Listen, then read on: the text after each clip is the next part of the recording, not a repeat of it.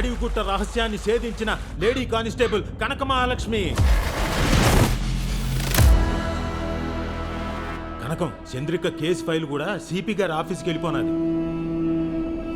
CP గారి ఆఫీస్లో మీకు తెలిసిన వాళ్ళు ఉన్నారు కదా. నీకు ఇంకా అర్థం కాలేదా అమ్మా? చంద్రిక ఇక లేదని, ఇక రాదని మన డిపార్ట్మెంట్తో పాటు ఊరంతా నమ్ముతున్నారు.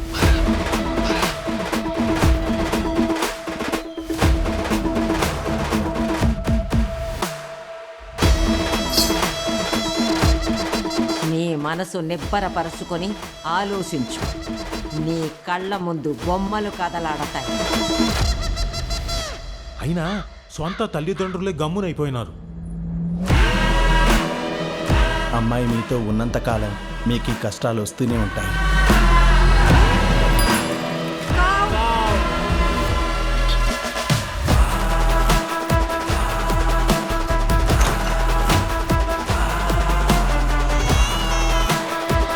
మా డ్రైవర్ సతీష్ని కలవాలి.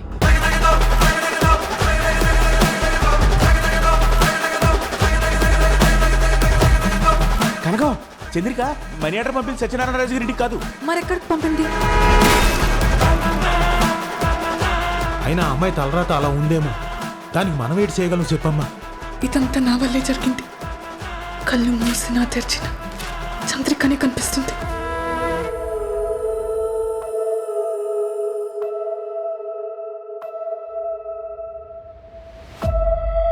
సార్, చంద్రిక బతికే ఉంది.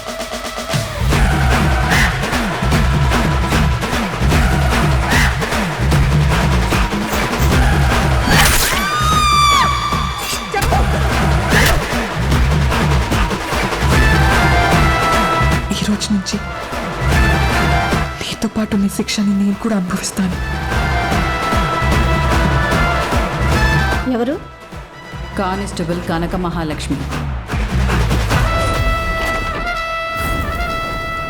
తర్వాత ఏమైంది?